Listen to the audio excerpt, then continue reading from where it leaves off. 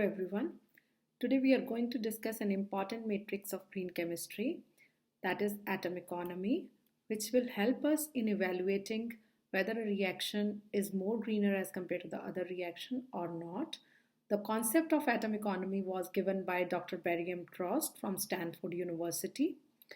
So as a background of why we need such a concept is like whenever we plan some synthesis in a lab, our focus is generally on two things. One is yield, another is selectivity. By yield, we means like how much of the products are formed in comparison to the limiting reactant times 100. That is how you calculate the percentage yield. That is moles of the product, moles of the limiting reactant times 100.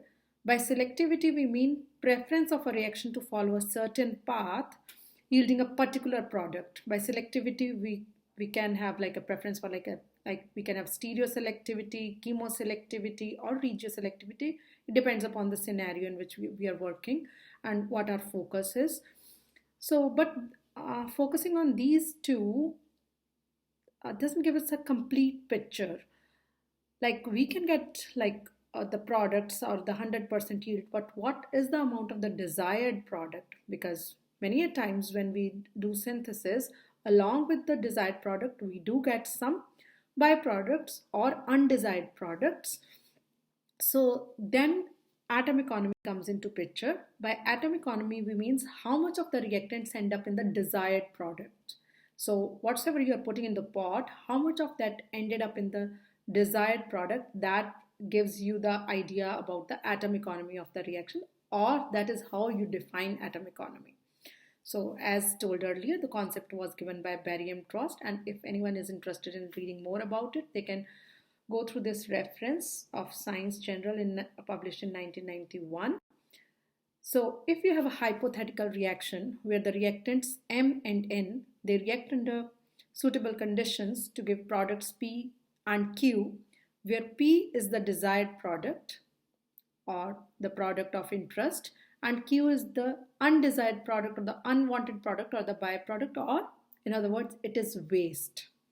Okay, so atomeconomy is calculated as the total mass of the desired product divided by the total mass of all the products times 100. Okay, I repeat, atomeconomy is calculated as the total mass of the desired product divided by the mass of all the products times 100. Alternatively, we can also calculate atomeconomy as mass of the desired product or the total mass of the desired product divided by the total mass of reactants times 100. Both are same because as per the law of conservation of mass, the total mass of the reactants in a reaction is equal to the total mass of the products. So you can divide the mass of the desired product by the mass of total mass of products, or you can also divide by the total mass, it by the total mass of the reactants times hundreds. Greater the atomeconomy of a reaction, the more greener a reaction is. Because if atomeconomy is high, it means that the mass of the desired product is more, which means that all our reactants, they have transformed mainly into the desired product. So in chemistry, we encounter different categories of reactions, like we have elimination reactions, we have substitution reactions, addition reactions, rearrangement reactions. In elimination reactions, some things gets eliminated out. So that's why they're not that much atomeconomical. In substitution reactions or displacement reactions, in addition to the desired product, we get a byproduct definitely. In addition reactions, the things add up to form one thing. So definitely they are 100% atomeconomical. Rearrangement reactions involve just the reshuffling of the bonds and the things, they transform into something else and no byproduct is formed. So addition reactions and rearrangement reactions are more atomeconomical as compared to elimination and substitution reactions. So while planning a synthesis, from the perspective of green chemistry, we should try to replace any elimination or substitution steps with the addition or rearrangement ones. So whenever possible, replace an elimination reaction with a more atomeconomical reaction.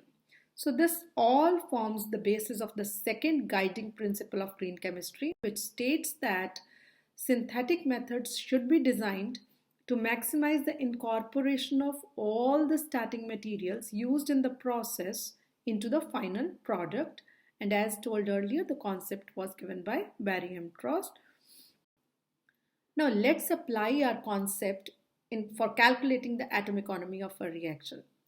In this question, the aim is to synthesize hydrogen gas using methane and steam. However, along with the desired product, which is hydrogen in this case, we do get a byproduct or waste as carbon monoxide. Now let's use this. So this is the reaction. Write down the molecular weight for all the reactants and products. So atomic economic, we are going to calculate it as the mass of the desired product. So desired product is hydrogen.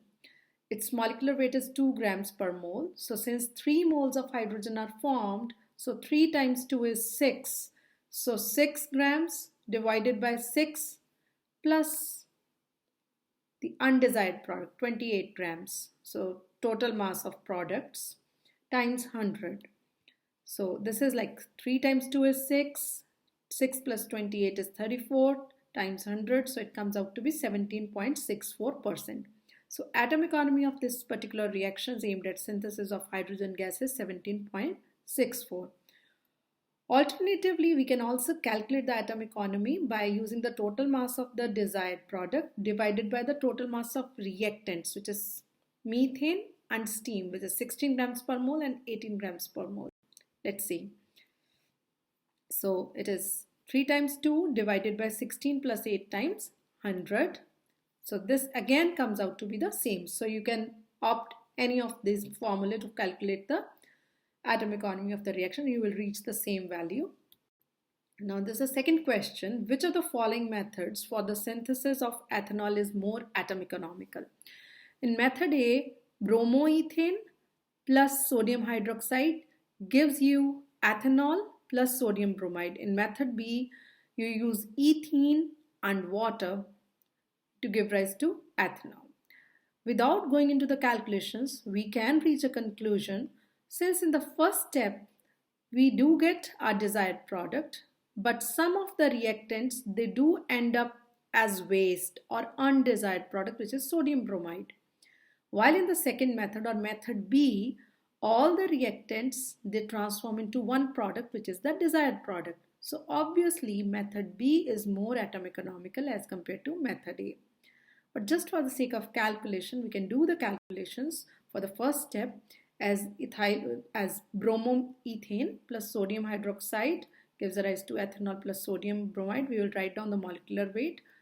So the molecular weight of the desired product is 46.1 divided by the total mass of all the products which are formed, which is 46.1 plus 102.8 times 100, and we'll calculate it, comes out to be 30.96%. So if 2 moles of product is formed, we have to multiply that with its molecular weight, like 2 times 46.1. But since here we have only 1 mole of each of the products, so we are not multiplying it with anything else except 1. So high atom economy means less waste, which means lower environmental impact, which means more greener processes. I hope this clears the concept of atom economy. Thank you very much.